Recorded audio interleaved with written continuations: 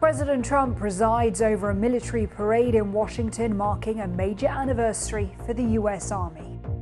Our soldiers never give up, never surrender, and never, ever quit. They fight, fight, fight, and they win, win, win. Coinciding with the parade, anti-Trump groups hold demonstrations across the country denouncing what organizers describe as Trump's authoritarian policies. A manhunt is underway in Minnesota for a suspect in the politically motivated assassination of a state lawmaker. And Iran launches another barrage of retaliatory strikes against Israel as it calls off planned talks with the US over its nuclear program. The number of people who died after an Air India passenger plane crashed on Thursday has reached 270 as officials seek to match the DNA of victims with their grieving relatives. Only 11 victims have been identified so far based on their DNA samples. Our headlines today. Iranian airstrikes kill 8 and injure 200 across northern and central Israel, according to authorities, after another intense night of exchanges between the two countries. In Iran, Israel targets buildings linked to Iran's nuclear program. A major oil fuel depot has also been seen on fire.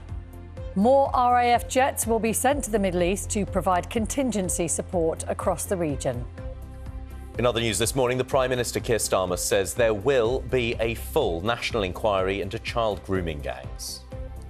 And police in Minnesota search for a gunman who killed a Democrat politician and her husband and injured 2 others while impersonating a policeman. Swimming with sight loss, how new research is trying to make it easier for those with a visual impairment to enjoy outdoor pools, lakes and seas. Advances in artificial intelligence could lead to thousands of job cuts at BT. The company needs to cut costs by around £3 billion by 2030. Its chief executive says more than 40,000 job losses can be expected and that AI will play a part. Thousands of people have paid tribute to a firefighter who was killed on duty at a fire in a business park in Bicester last month. Jenny Logan died alongside another firefighter, Martin Sadler, and a businessman. Dave Chester. The funeral procession was followed by a minute's silence in her honour. The government has written to Sainsbury's and Morrisons asking them to stop advertising and promoting heated tobacco products, which it says is against the law. In February, the BBC reported that the supermarkets were displaying posters and video screens showing the devices. At the time, both supermarkets said they believed the adverts were legal. Right, let's take a look at what's made the front pages of the Sunday papers, and we'll start with the Sunday Times reporting on the UK's deployment of more jets to the Middle East. The paper also highlights a warning from the Israeli Prime Minister Benjamin Netanyahu that his jets will be seen over Iran's capital, Tehran. The Observer also focuses on the Middle East. The front page features a full-page image of an Iranian strike on Tel Aviv.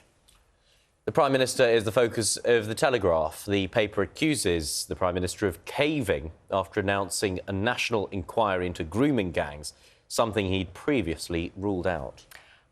The Express, meanwhile, is reporting on the trooping of the colour celebrations for the King's official birthday. Pictures of this, actually, on the front pages of all the papers this morning, which the Express says shows the best of Britain.